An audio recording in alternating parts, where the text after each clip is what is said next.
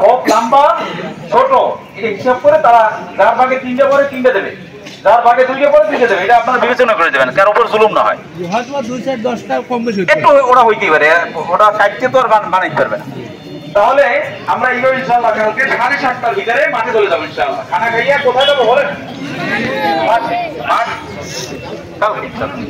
তো এই যে মাঠে আমরা চর উঠাবো, চর উঠানোর পরে সর্বপ্রথম যে কাজটা হবে সেটা হলো মানে খোসা দিয়া চট্টরে মেখে ফেলাবো, খোসা দিয়া চট্টরে মেলে ফেলাবো। এরপরে প্রত্যেক চরের ফাঁকে ফাঁকে 2টে বা 3টে, সর্বোচ্চ 3টে, সর্বনিম্ন 2টে আপনার মাহে বা কিন্তু পর একটা চর বাসে লাগিয়ে থাকে যাতে বাতাস উঠেই না নেতে পারে। কথা বলছেন? হ্যাঁ হ্যাঁ, লড়া খুঁটির বাসে লাগে বাঁধিয়ে দিতে হবে। খুঁটি এবং লড়াটা মিলিয়ে 2 ফুট পর মানে 1 ফুট পর একটা ছুতলি দিয়ে চিকন ছুতলি দিয়ে বাঁধিয়ে দিতে হবে। তো এরপরে চট উঠানোর পরে এই মাথায় সে দেখা যাইবে যে কোনো চট অনেক বাইসে থাকতে পারে। সেক্ষেত্রে আমরা চেষ্টা করব যে আমার যদি বড় চটটা না লাগে তাহলে ওস্তাদরা যারা আছেন তারা ছাত্রদেরকে বলবেন যে এই যে এখানে উঠে একটা ছোট চট নিয়ে দাও। 3 কোপ আছে, 3 কোপের জন্য তো বিশাল একটা চট উঠানো ঠিক হবে না। ওইটা যাইয়া শেষে ওই মাথায় পড়ে থাকলে মানুষ কি করবে, লাইসিয়া চটটা নষ্ট করে ফেলাইবে। এই জন্য কোনো চট মোহতারাম মানে আসাদের কামদেরকে অনুরোধ করবো আপনারা এটা বদলে কি করবেন, সাথে সাথে সালার যারা আছো তোমরাও বিষয়টা লক্ষ্য করো, সালার যারা আছো তোমরা লক্ষ্য করো যে ওই মাথা থেকে চট টানাইয়া এই মাথায় আসার পরে যতটুকু বাকি থাকবে অর্থাৎ রোলিং যতটুকু এই চট যতটুকু উদ্বৃত্ত থাকবে এই অতিরিক্ত চটটুকু সুন্দরভাবে ভাঁজ করিয়া এরপরে উপরে প্রয়োজনে বাঁশ দিয়া উড়ির বাঁশের ভিতরে বাঁশ এরকমের বাইন দিয়া এই 2 বাঁশের লাগে বাইন দেয়া এরপরে ওই চটটারে কি করতে হবে, রোলিং করতে। সবচেয়ে ভালো হয় ডবল উপরে উঠাই দেওয়া, এটা সবচেয়ে নিরাপদ। যদি উপরে বাঁশের উঠে যাও তাহলে ওই দিয়ে নামাইতে পারবে না। আর যদি একান্ত ওই রকম না থাকে না পারো তাহলে অন্তত পক্ষে এমন উৎসাহ দেবা এবং মজবুত হয়ে বানিয়ে দেবা যাতে করে কেউ নামাই ওইটা রাস্তে না পারে। এই কথা বুঝছো? তবে আমরা ইনশাল্লাহ ওটা চেক করবো, আমি থাকবো মাঠে চেক করে এরপরে কোনো তোমার কাছে নিচে না পড়ে এটা আমরা লক্ষ্য করবো। আর একটা হলো এই যে ভাগ করে আমরা কাজ দেওয়ার পরে কাজ শেষ করিয়া হু করিয়া যেন আমরা দৌড়ে মাঠ ত্যাগ না করি। যদি মাঠ ত্যাগ করতে হয় তাহলে অন্তর্পক্ষে যেহেতু মাঠের দায়িত্বে আমরা আছি আমাদের নলেজে দিয়ে এরপরে যাবেন।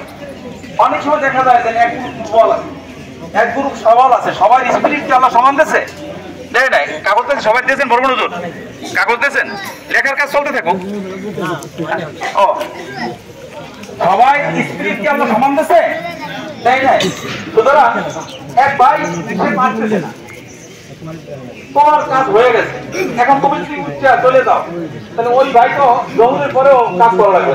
গত বছর দেখি আপনারা সময় কাজ করছে, গত বছর এর আগে ভাগ করে দিয়ে সবাই সমান না।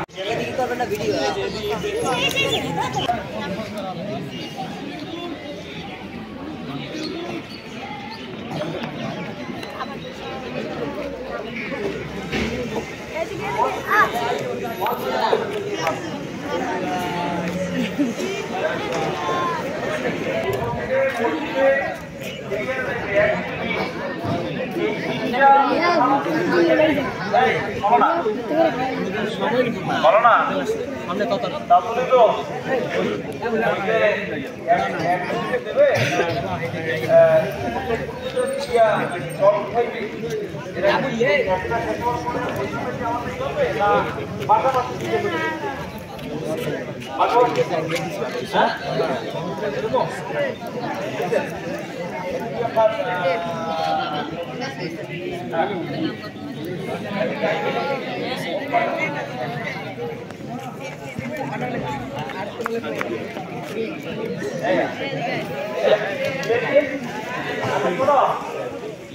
এই পূর্ব কর্নার থেকে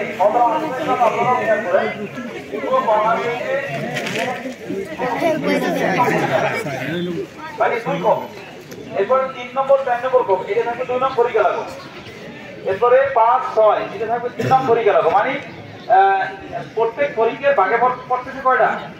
2টা। তবে ও পশ্চিম কর্নারে যাইয়া ওই যে কর্নার বাড়ির মসজিদের পূর্ব পাশে ওই জায়গায় একটু ভোরদা আছে, এইটা হয়তো মানে ওই শেষ দিকে যারা পড়বে তাদের একটু বেশি পড়বে। ওই জায়গায় আমার জন্য বাকি খুঁয়ে আন না, যেটা আমার মতো দুইটা, তো এটা মানে লেখা থাকবে।